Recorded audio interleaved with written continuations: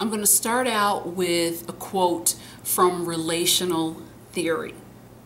And I want you to stop and think about whether or not you agree or disagree with the statement.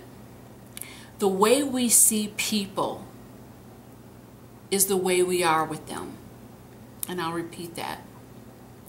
The way we see people is the way we are with them.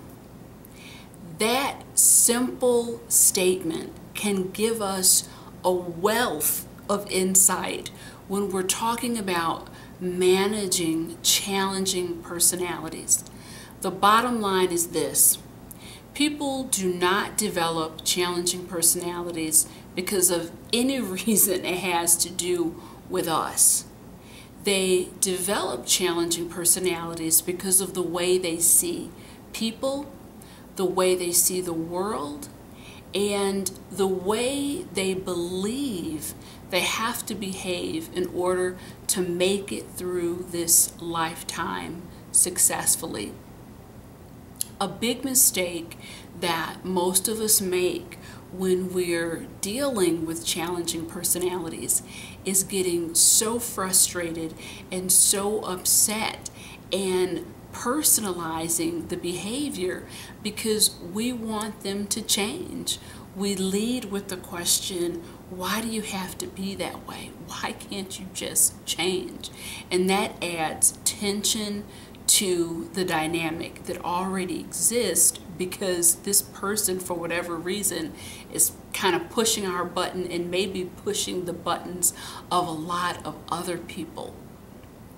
So it's important to remember that people are the way they are for a reason, and there is a way to flip the script on all those tense interactions and personalities. I want to share a story with you that I think illustrates beautifully the statement, people are the way they are for a reason. I was called in to consult on a case. I'll never forget talking to this manager. She is what most people would describe as a shark personality, very aggressive, somewhat rough around the edges. And I asked her a very pointed question.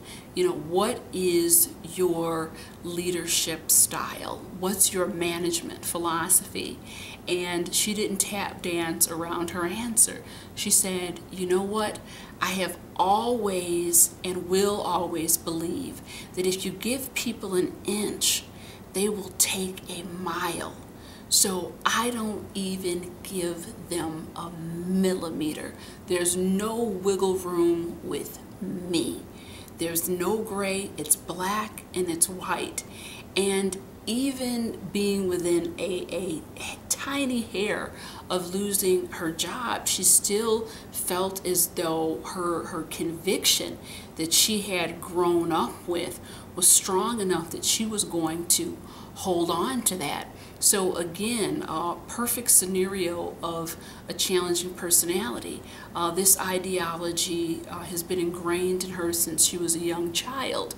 So believe you me, none of her team members, not even myself, was going to give her a personality makeover anytime soon.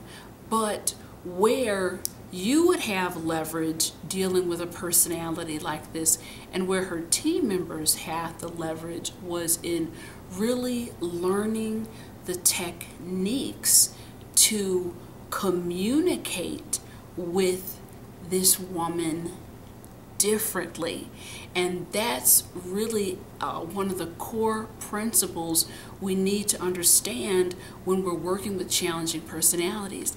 If you think about the inordinate amount of time that is required to actually change the way someone sees people and the world, none of us have the time to undertake a task like that. So it becomes much more effective to start to change the way we look at our interactions with these individuals, to understand what triggers they trip within us, to understand the broad framework, just the broad strokes of how they see the world.